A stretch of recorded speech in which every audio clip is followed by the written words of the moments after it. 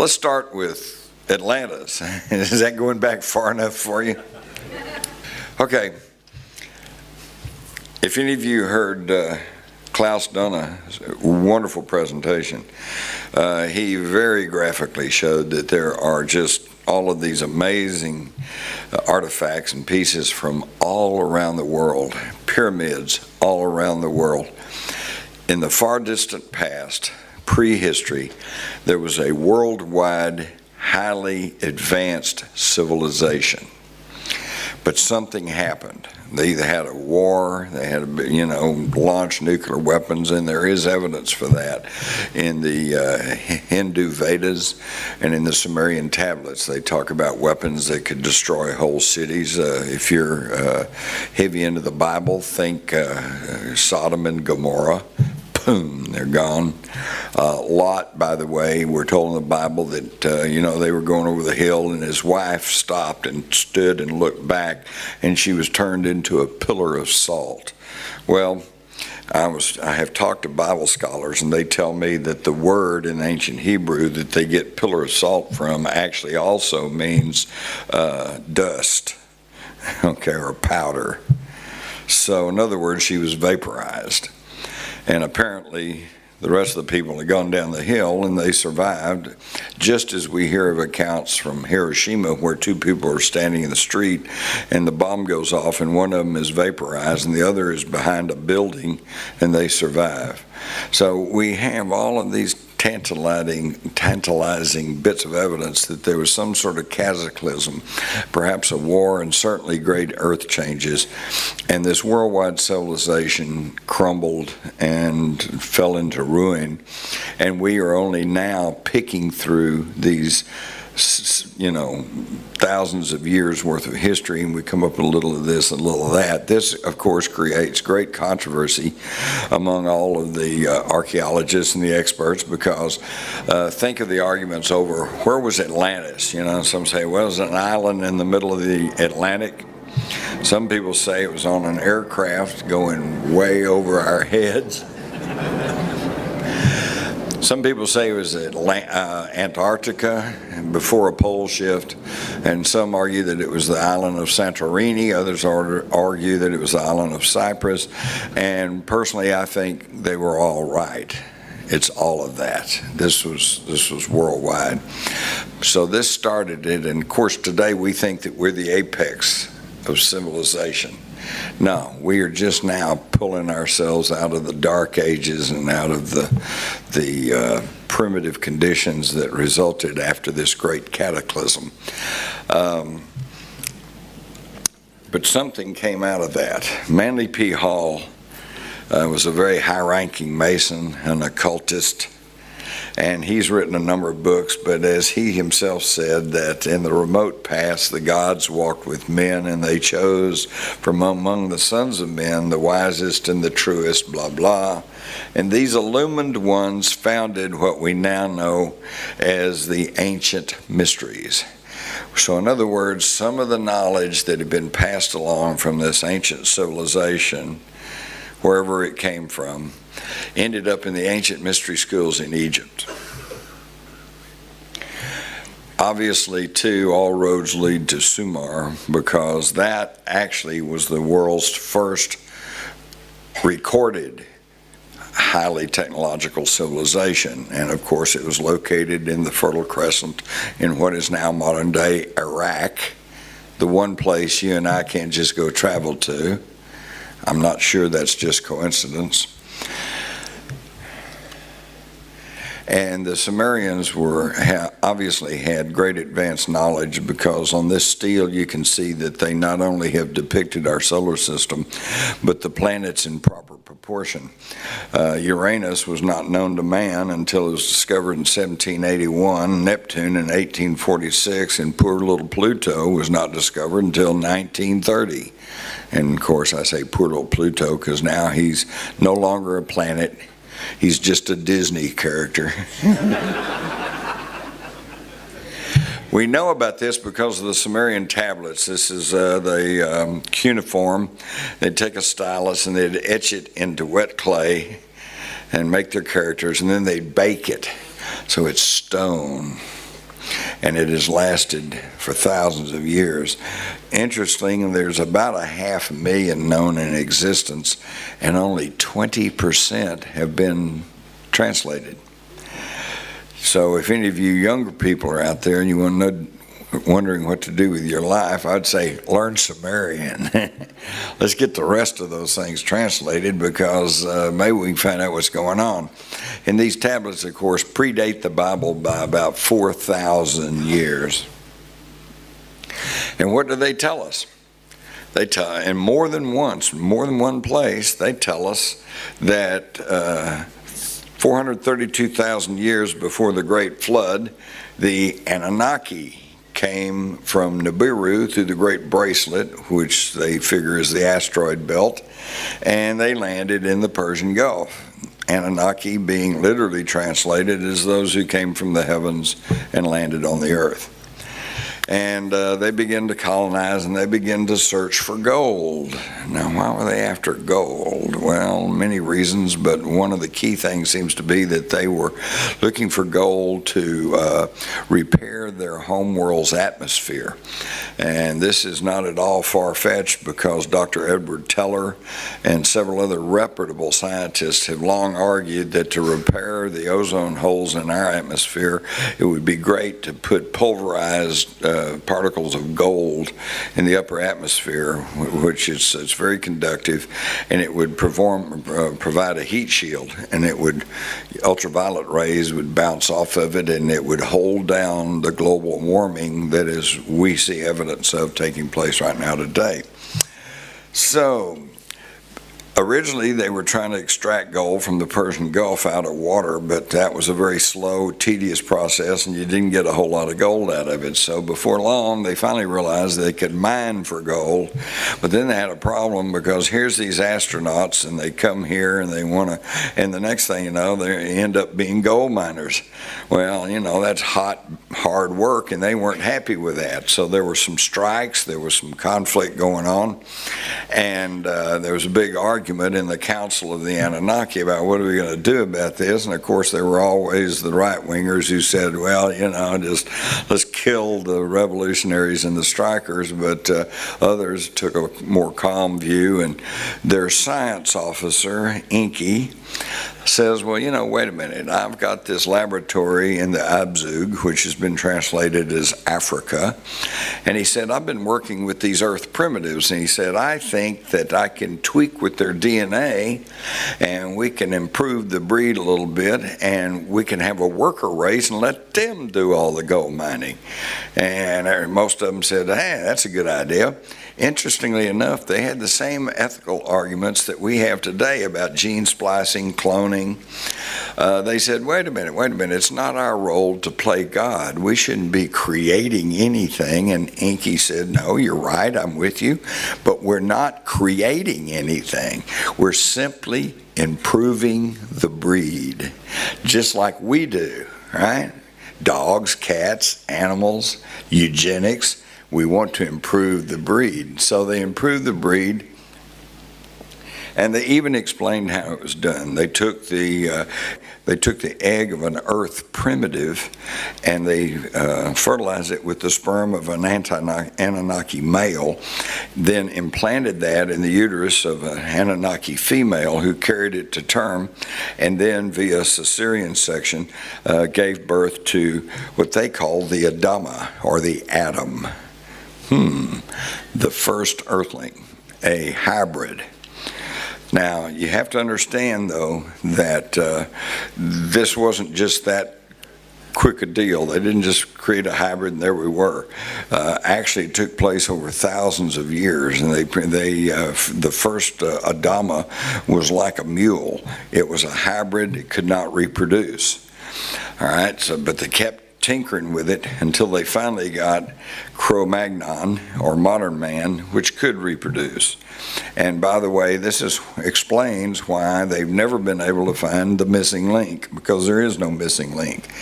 They took Neanderthal or even more primitive forms, and they dabbled with their DNA, and they created the Cro-Magnon modern man. And then pretty soon after they had created humans that could reproduce, we were like rabbits. We're just reproducing all over the place. I don't know if any of y'all saw the old Star Trek thing about the tribbles. You know, we're the tribbles. We just kept multiplying and multiplying, and it was causing the Anunnaki some problem, and a lot of the more conservative of the Anunnaki said, this is getting out of hand. And besides that, they're getting smarter. And, you know, the next thing you know, we will have created a Frankenstein monster. And because these humans are going to be as intelligent and as productive and creative as we are, and we don't need that competition. So it was decided either to create this great flood, or they knew that it was coming, and they decided we'll just let the great flood wipe out humanity, and then we don't have to worry about them anymore. Except one of the Anunnaki, perhaps Enki, because he'd been working with us and maybe had helped create this genetically modified race, he took pity on them, and so he contacted, according to the Sumerian tablets that predate the Bible by 4,000 years, a person by the name of Upnapishtim. And he told Upnapishtim, there's going to be a big flood, and you better build a boat, and you better, you know, get everything ready. He told him how to build it, gave him the dimensions, told him how to seal it. And if that sounds familiar to you, because it's identical to the biblical story of Noah, with just two significant differences. One is the name, in the Sumerian tablets is Upnapishtim, and in the Bible, of course, it's Noah. But there's another slight difference that certainly answered a question for me. As far back as Baptist Bible school, when I was a little kid and I heard the story of Noah, and he took two of every animal and he put them on the boat together, and they sailed around for, you know, months. And I'm going, wait a minute, you got lions and tigers and bears, and they're all right there on the same boat with the gazelles and the sheep. You know, they're going to eat each other. You know, how can that work? And besides that, what do you do with all that waste? I finally figured that one out. I figured that's where we got the poop deck.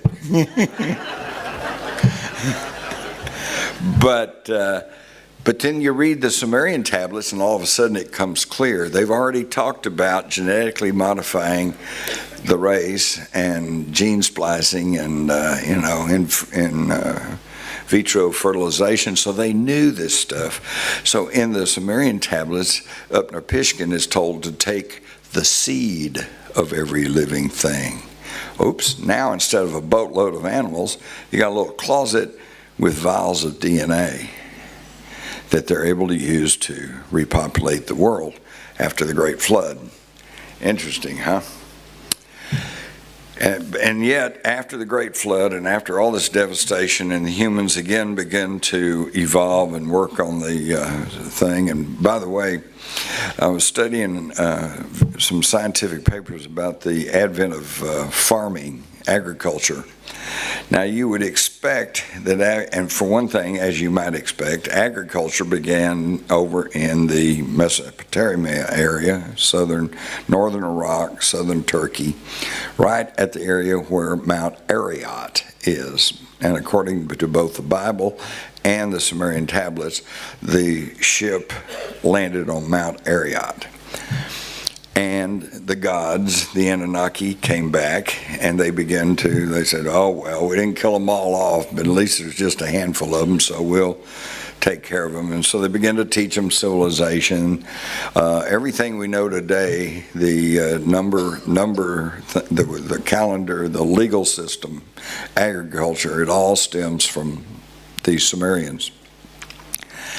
And but agriculture came too. Now, you would think that agriculture would begin in the river bottoms, where you've got really rich soil and lots of water, and then it would spread to the more arid areas. But the first known farming was in the mountainous areas around Mount Ararat, and it worked its way down. Okay, which again gives credence to the story of the Great Flood. And then we do have these anomalies, which generally are kept hidden away in the basements of museums because they can't really explain them, like the Baghdad battery, They didn't know what that was for a long time until somebody figured out that you could put the copper tube down in it and the pin and then fill it with grape juice, very acidic, and oops, it produced a half volt of electricity. So they had electricity, and this is how they were able to gold plate some of these ancient artifacts. We also know that there are tantalizing signs that the Egyptian had some sort of advanced technology, generally in the form of energy manipulation. This is interesting. Here is, this is from the Amiens Cathedral, and it's depicting Ezekiel and his fiery wheel. It sounds like a UFO today, but of course they didn't know about that. But then next to it over here, we have an artist's conception of a warp drive spaceship using 0-point energy. Notice the similarities. Maybe that's the way to make a warp drive. So here was all this knowledge, and bits and pieces of it. It wasn't whole, it was disjointed, but there was some incredible knowledge of energy manipulation that began in the Sumerian cities of Ur, Uruk, Sapur.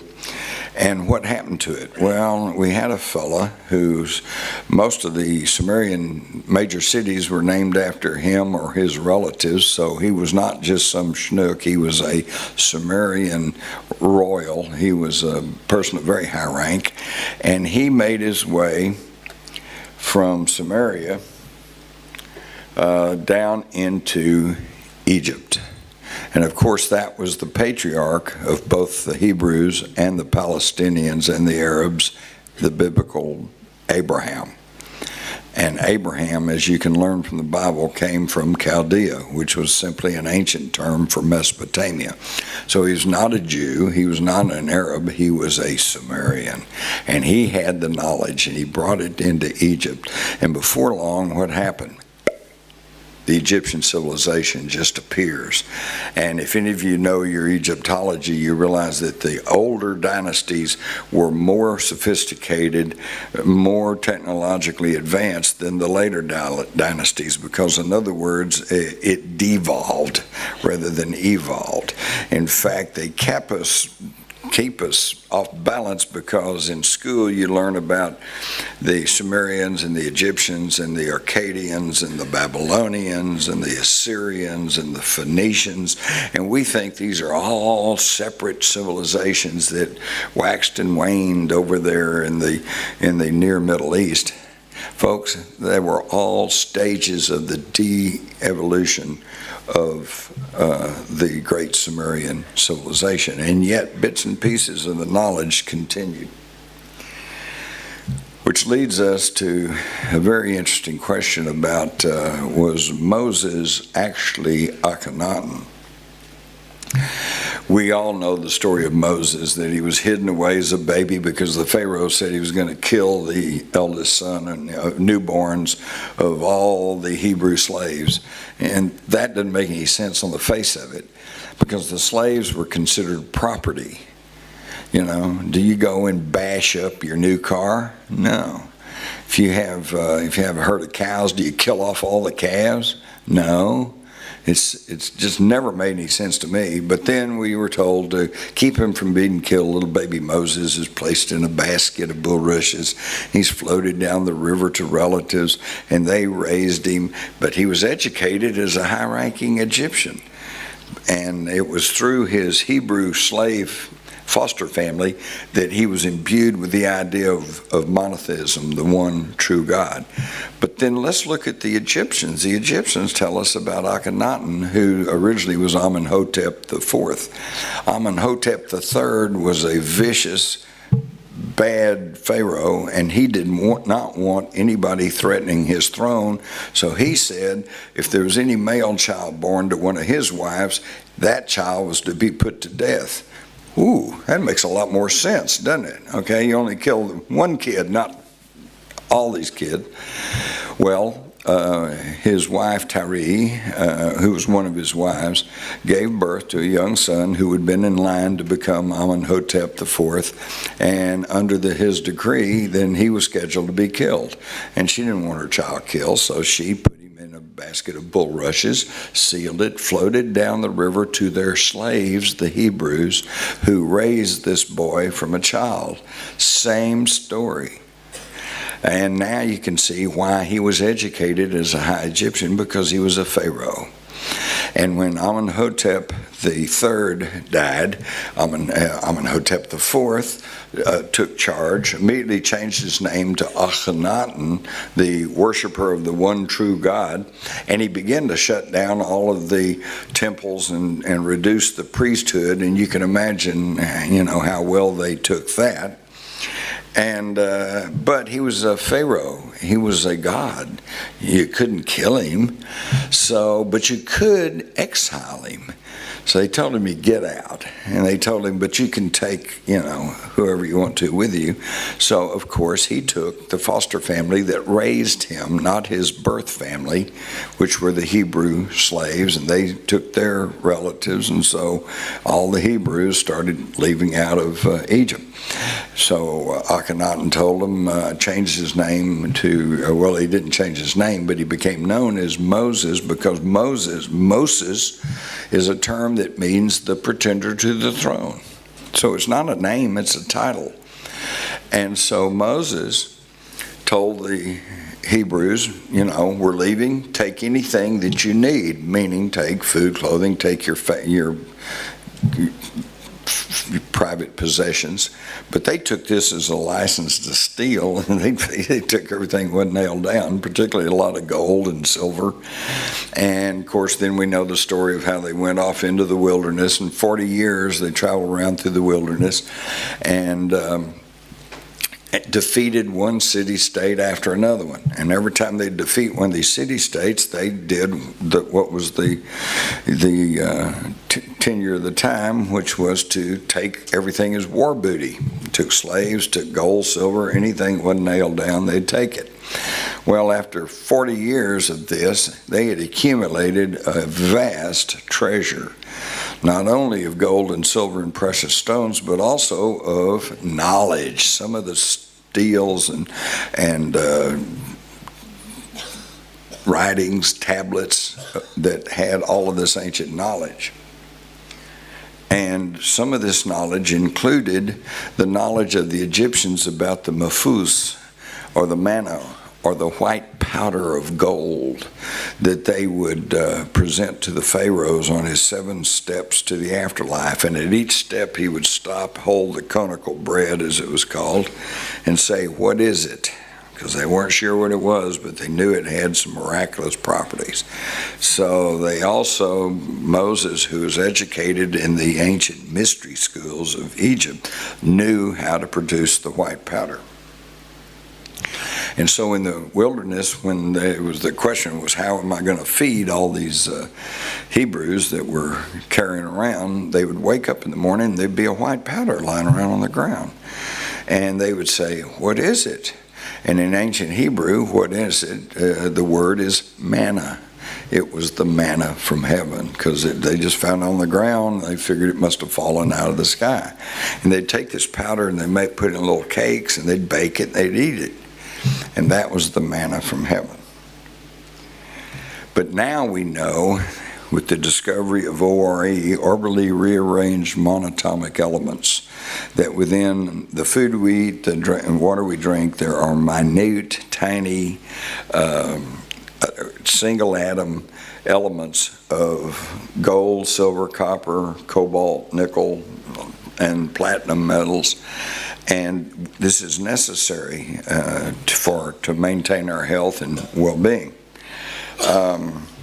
Interestingly enough, orbitally rearranged monatomic elements, the acronym is ORME, and ORME is ancient Hebrew for the tree of life.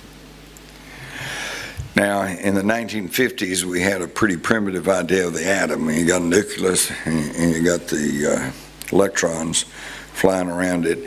But then here, as you can see, This is out of a modern encyclopedia, and our knowledge of the atom has increased considerably. It's much more complicated than we thought.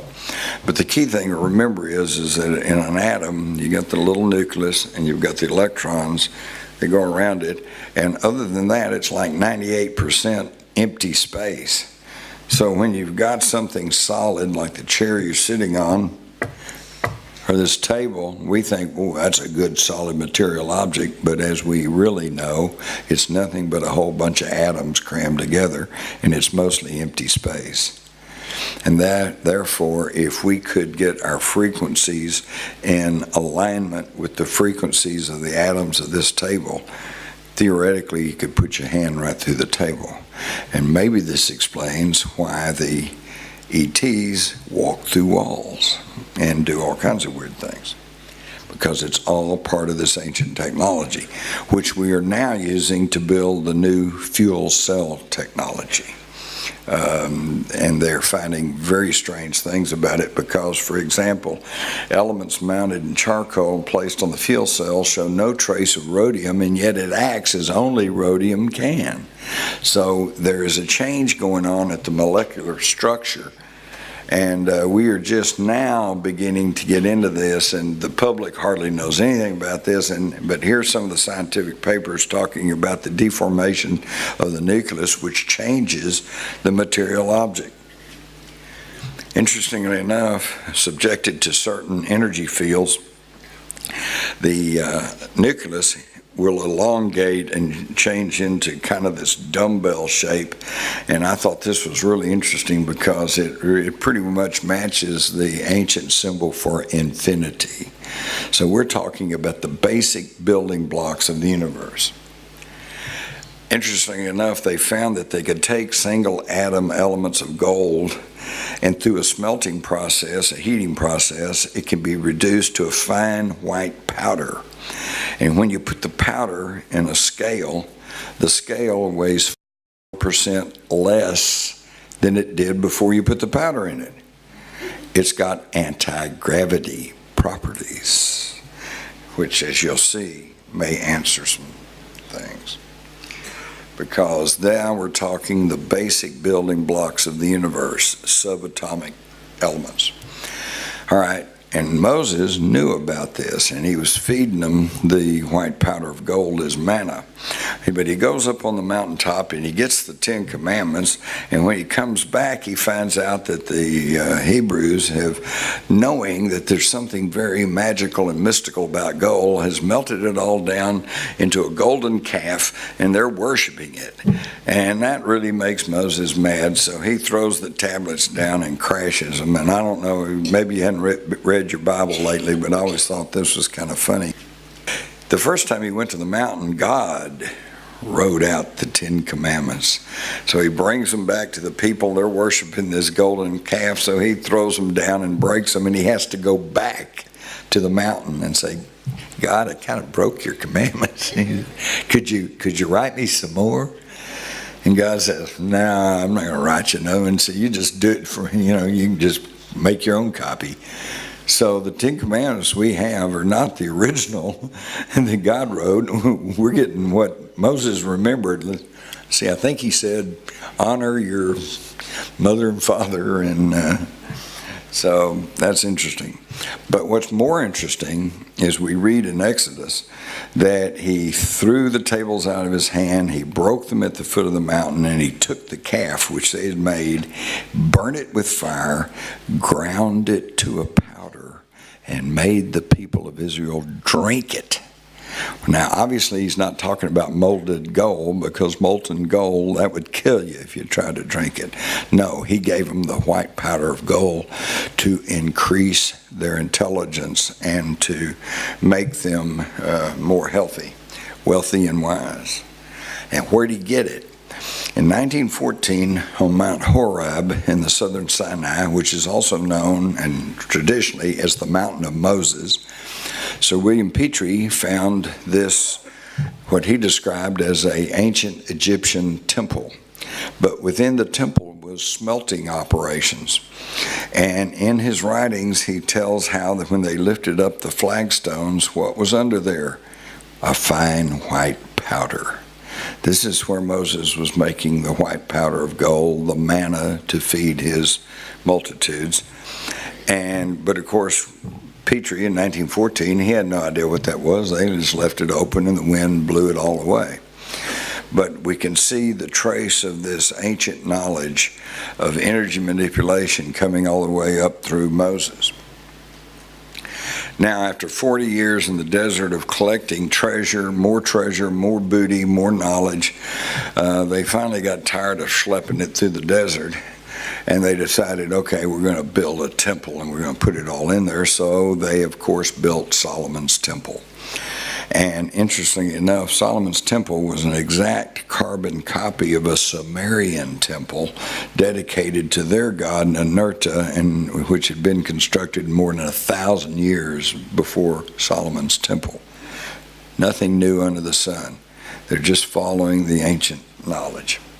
Now we know that in Solomon's temple, the Holy of Holy place was just a little room at the back. This is where they kept the Ark of the Covenant, which they could communicate with God through the mercy seat.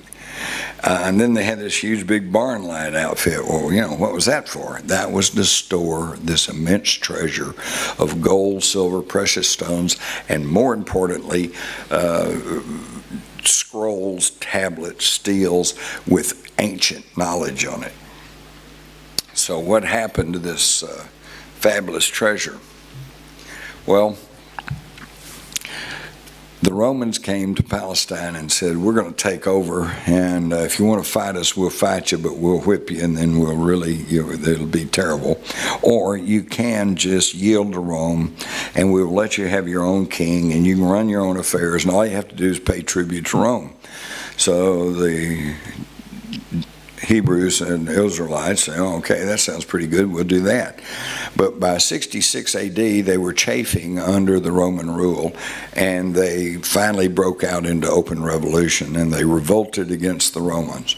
Well, they knew the Romans weren't going to sit still for this, and they're going to come back and try to take it all back, so they did not want them to get their hands on the best of the treasure. So what to do? They couldn't just hide the whole treasure away, because when the Romans came, found it was all empty, then they're going to just keep looking for it. So what they did was take the best of the treasure, mostly the knowledge and the ancient wisdom, and they sealed it away under the Temple of Solomon, although it wasn't actually under the temple, it was under his horse stables. Okay, they figured, no way, who's going to go rummaging around in the horse stables? And they had catacombs down there, and they sealed them up, so even if you got in there, you wouldn't realize that this was something behind this wall. So in 70 AD, sure enough, the Romans came and they sacked Jerusalem, and they got a goodly portion of the treasure, probably just the gold and the silver and the wealth. But that was good enough for them. And what did they do with it? They took it back to Rome as war booty. So what happened to that? 400 years later, Alaric the Goth, who had started off as a military officer for the Romans, he revolted and led his troops and became the first of the barbarian hordes to sack Rome. Well, he got his hands on this treasure, this goodly portion of Solomon's treasure. And where did he take it? He took it back to his home grounds, the Languedoc region of southern France, the foothills of the Pyrenees. And there it remained for several centuries. Meanwhile, a lot of Jewish refugees fled Palestine because of the revolt and were settling in southern France, and they began to be assimilated with the Franks, and pretty soon they created the nation we know as France. They also created the Merovingian line that could trace their line back to the Fisher King and back to Jesus. And they were acknowledged as the legitimate rulers of Europe until the Roman Church authorities decided, we don't want this competition. So they managed to eradicate the Merovingian line, or thought they had, and they then instilled the rule of the Roman Church, or the Catholic Church, Catholic meaning universal, and it became the official church of Europe. Now we're in the Middle Ages, and the Dark Ages, and the church was the power. It was the control mechanism. But there were people in France who were the descendants of the people of the Goths who had brought this knowledge, and they still had some of this knowledge, and they knew about the treasure in the foothills of the Pyrenees, and because of that, they knew the rest of the treasure is over beneath what had become Herod's palace in Jerusalem. So they got one of their relatives, Saint Bernard, and he fomented the First Crusade. We're going to bring freedom and democracy to the Middle East. Okay? Actually, they're after the rest of the treasure. So they go over there, and sure enough, in 1099, they sacked Jerusalem, and they captured Jerusalem. Well, 9 knights showed up, all of whom are related to these French Cathar families, the Blanchefords, the St. Clairs, and they said, we want to form a military order to protect pilgrims on the way to Jerusalem. And King Baldwin says, okay, and he sets them up as the poor knights of the temple. He was probably in on it. I think at a certain level, all of them knew that they were there to get the rest of the treasure. And of course, quickly they changed their name and became known as the Knights Templars. The Knights Templars grew wealthy and powerful because they didn't guard the roads to Jerusalem. They tunneled under Solomon's palace and under these horse stalls. And we know this because in the early 1900s, British soldiers doing excavation there found Templar signs, Templar insignia. So they spent years tunneling under there, and they got the rest of the treasure. And they took it with them back to the Languedoc region of southern France, hid it away in the cave systems there. And this gave rise to a continuation of the stream of knowledge, mostly through the stonemason guilds, which were created by the Knights Templars. And the reason they created the stonemason guilds was to spread this knowledge through their people in Europe, because the stonemason guilds were among the only groups that were free to travel from country to country, city to city, as they built the great cathedrals. And so we can see and trace Solomon's treasure from Jerusalem to Rome to the Languedoc region. When they got back, this is what they had: not only gold, silver, precious stones, which made the Knights Templars extremely wealthy, but also this knowledge. Heretofore in Europe, castles were just square stone things with maybe a turret on it. The Knights Templars came back, and all of a sudden they were building flying buttresses and archways and all of this wonderful technology, architecture, things that had never been seen before. There's stained glass in the Chartres Cathedral that today is still so luminescent that modern science cannot explain how they did that, because they still had remnants of the knowledge of the ancient Anunnaki. You can also see the similarities between the mosque in Jerusalem and the Chartres Cathedral. We can also see the similarities between the winged Egyptian goddess and this carving in an ancient Jewish palace. Here we have the Black Madonna with child, and here we have Isis with the child. Okay, it was all the same knowledge being passed along. By the time of the coming out of the Dark Ages, this was all held within this underground stream of knowledge, and was largely kept by what we now know as alchemists. And they were playing around with it, and they had it a little bit, but they didn't have it 100%. They didn't quite know how to do it. Uranus Philalethes, also known as Thomas Vaughan, was a 17th century alchemist, and he wrote the Philosopher's Stone, the Holy Grail, if you will, is nothing but gold digested to the highest degree of purity and subtle fixation of very fine powder. So they had knowledge of creating the monatomic gold powder. This leads then to the mystery of Rennes-le-Château, the little town in France where Father Signet discovered in the late 1800s some genealogies showing the family of Jesus and how it survived, and how that his wife, Mary Magdalene, came to southern France. I know when I was at Rennes-le-Château, I was pointed out a cave over across the valley, and I was told that's the cave of Mary Magdalene. I said, "Oh, that's nice. Did they name it after her?" And they said, "No, that's where she lived." So, I mean, over there it's just accepted fact. It's only in the West that we argue all about this, as those of you who might have seen Dan Brown's The Da Vinci Code. And we see similar Masonic signs in both Rennes-le-Château and in Washington, D.C. And you have to understand that the Knights Templars were then destroyed, and they tried to do away with them. So they just blended back in and into these stone mason guilds that they had formed, and this was the beginning of what we know as Freemasonry. In Da Vinci's Last Supper, the largest portion of the painting is this V shape between Jesus and the figure on his right, which was the ancient symbol for the feminine. The pointed pyramid is the masculine, the inverted V is the feminine, and when you lay one on top of each other, what do you get? The Star of David.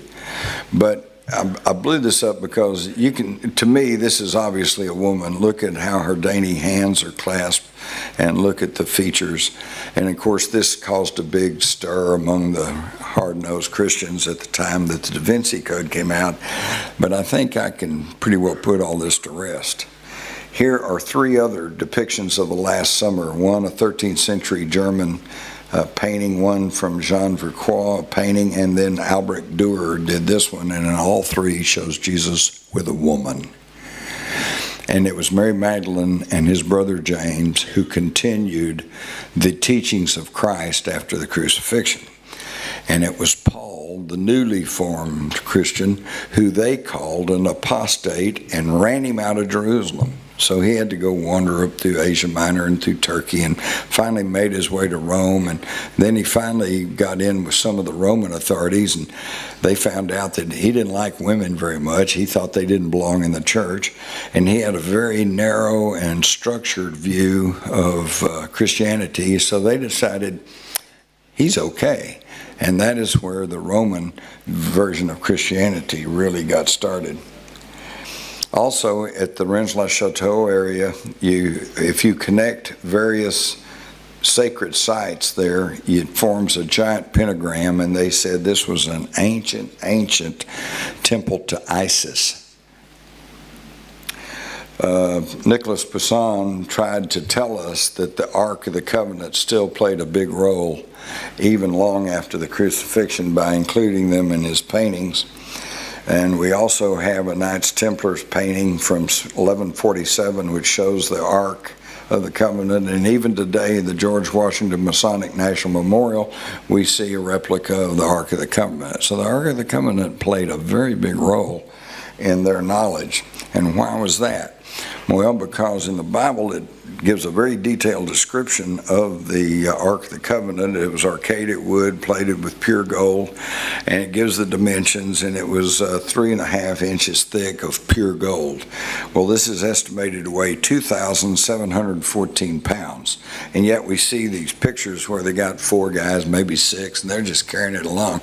How do they carry more than a ton? They can't. But it's full of the white powder.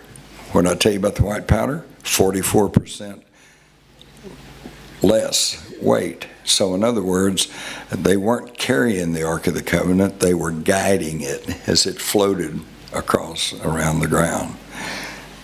Ancient technology. We now know that that's entirely possible because in the late 80s, Pacific Northwest National Laboratory used a ceramic superconductor to create anti-gravity and lift this magnet off the ground. So, was the Ark of the Covenant a low-frequency life wave superconductor? capable of creating a Meissner field which can nullify the magnetic field of gravity? And is that because it was filled with the monatomic white gold? Oh, that brings us back to, well, then what did happen? I think there was exotic technology used that we don't know about. So that takes us back to Gilgamesh, one of the first epics in human history, where he, with his non-human companion Enkidu, attempted to locate the ancient gods so they could learn the secret of immortality. They now thought this was all myth, except now using ground-penetrating radar have located what they feel like is Gilgamesh's tomb, and it's in a rock under the Tigris River. Saddam Hussein believed himself the reincarnated Nebuchadnezzar, and he was rebuilding Babylon, so he had an interest, a fascination with this ancient technology. So since he thought he was the reincarnated Nebuchadnezzar, let's take a quick look at Nebuchadnezzar. Nebuchadnezzar built a structure out of gold, okay? And it tells in the Bible the exact dimensions, the whole thing. Apparently he had created an energy field because every time his people went in it, they died. So he was nonplussed, so he goes down to Palestine. He gets 3 Hebrew priests, Shadrach, Meshach, Abednego, brings them up, and he says, "You're going to make this work." And they said, "You're not our king. You don't believe in our God. We're not going to do it." He says, "Okay, then I'm going to throw you in there, and you either make it work or you're going to die." Interestingly enough, though, he didn't just chunk them in. First, they donned their raiments and their hats and their cloaks. Why would they make mention of this unless there's something very special about what they were putting on? So what were they putting on? Radiation suits? Anyway, go back and read in the Bible. They go in there, and Nebuchadnezzar, he doesn't want to get anywhere near this thing, so he hollers at his minions and says, "Are they in there?" "Yes, O king, they're in there." "Are they still alive?" "Yes, O king, they're still alive. In fact, there's another one in there. There's a 4th person in there." "What? Who is that?" "O king, it's the Son of God." There it is right there. So what? He created an energy field, a stargate. And somebody came through. That was the last we heard of that. We don't know who that was or what happened to him. But what we do know is that Shadrach, Meshach, and Abednego survived, and that King Nebuchadnezzar was so impressed with their knowledge that he put them in charge of Babylon, taking care of everything. And Saddam Hussein was working for that same thing. So are we talking about gaining future technology from the past? Yes. Now, we all know the United States went into Iraq to try to get weapons of mass destruction. And we all now know, they didn't find anything. I'm here to tell you, yes, they did. They didn't, but they didn't find what we were thinking of. We were thinking they were going after nuclear weapons, chemical weapons, biological weapons. No, they didn't find any of that. But what did they do? They violated military strategy, which says you attack the enemy's country, you seize a portion of it, you consolidate your winnings, and then you move on to the next objective until you conquer the whole country. We didn't do that. We made a beeline for Baghdad, left the countryside wide open, still armed. This is why we're still having problems over there. And what happened in Baghdad? The looting of the Iraqi National Museum. And I have the stories in my files that show that in 99, 2000, 2001, French and German archaeology teams were making, quote, amazing new discoveries in the ancient Sumerian cities of Uruk and Ur. And so where would they have taken these amazing new discoveries but to the Iraqi National Museum?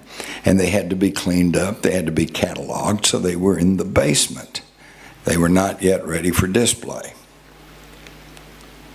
170,000 items were looted on the upper floors, and most of those have been returned because they ended up in flea markets and they were able to track them down.